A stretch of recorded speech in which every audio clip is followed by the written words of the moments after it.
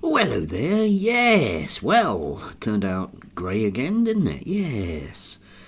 Yes. Sometimes you're on meds, and they say that one of the vague side effects you might feel is a little nausea. And yeah, it's exactly what I've got at the moment. One of the other things that goes under the title of nausea appears to be projectile vomiting all night, which is slightly more than nausea, I would suggest. But hey, that's just me being non-medical. Anyway, let's talk about the Reform Party, the way you do. Anyway, yes, so we've had a few announcements because that nice Mr. Ben Habib is out. Yes, he did sterling work, actually. He actually turned up on the Navarab media election night coverage, which I thought was quite brave of him. He's a very accomplished media operator. You can see why he got the gigs that he did. However, I have the feeling that now that he's been shuffled off to one side, that we won't hear very much more of him. He, of course, was worried about democracy in the party and the direction of travel of the party, which strikes me as just very, very slightly odd, if you like, because surely everybody knows what the direction of travel of the party is. Nigel Farage, throughout his career, has made a special point of simply pushing the Conservatives into a very populist mode of thought, shall we say, which is based upon, broadly speaking, a kind of anti-foreigner racism. Come back to that point. And huge tax cuts, some of which will go to people that may or may not be in a job, but the vast majority of them, of course, will go to the uber wealthy, because we need them desperately to make us all richer, the way they have done in the last 40 years, yes. So, like, for example, we've had Richard Tice, who's not a very skilled media operator, saying that he wanted reform to be the opposite of socialism, which got me thinking what exactly the opposite of socialism is. I can think of a few words, but he won't be very happy with them. Now,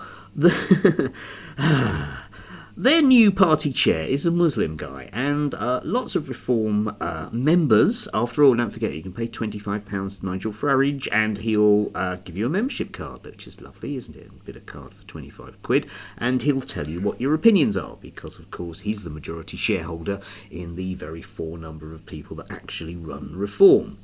So, anyway, he's quite happy to take money from anybody, and anybody is quite happy to give money to Reform if it furthers their own political agenda, which is bigger tax cuts. You see the way that this all ties in. This is the standard right-wing grift.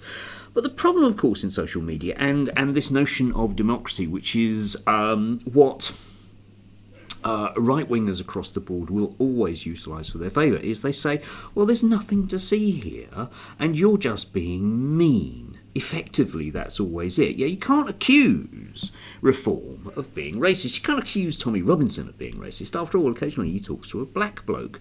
But of course, that's where the sleight of hand comes in, isn't it? Because you're allowed to be an extremely racist member of Reform, provided that they can suggest that they can point to one or two brown people like Ben et al. And say, no, we're not. It's just individual members who feel that way. But as I've said here before, why is it that those individual members feel that they should be a member of Reform? Well, the answer is because of all the standard stuff that's out there. If you look at what Britain First do in terms of their viewpoint of a nirvana past, it's a standard sort of fascist trope. It's a nirvana past, right? There was this time in the past, and it could be 1950 or it can be 1900 or whatever you want to make it, okay? But it's a nebulous time in the past, definitely before you were born and you can remember, okay? That's very important. But when everything was perfect, okay? And if we show you colorized pictures of film of people that look white, we can tell you there were no racial tensions. Therefore, by definition, that's the time we want to go back to, when everybody looked the same, right? There were no racial tensions, apparently. People that have never had any any knowledge of the historical view of Irish people in this country or the historical view of Jewish people in this country. If you go back to the 1930s, that nice Mr. Mosley, yes, him, yeah, very misunderstood guy. After all, he had loads of friends that were brown, I'm sure. Yeah, him and the Battle of Cable Street, for example, whereby if you saw film of that, you would notice that everybody looked pretty similar. Not everybody, but everybody, pretty much everybody looks similar. So why were they fighting? I don't know. It can't have been on racial grounds, can it? No. You see, that's the sleight of hand, yeah?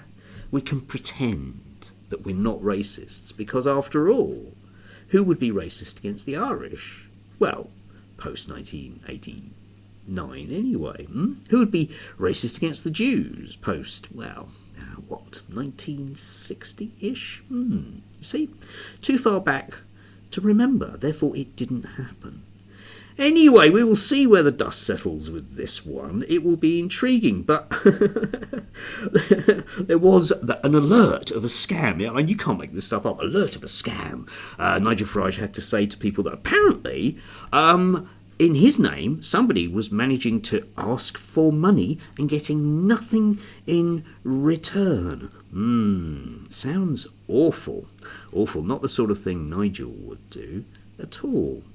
Anyway, if I can manage to keep my body and soul together tonight, I'll speak to you again tomorrow. Do have a lovely Saturday, if you can. If you can.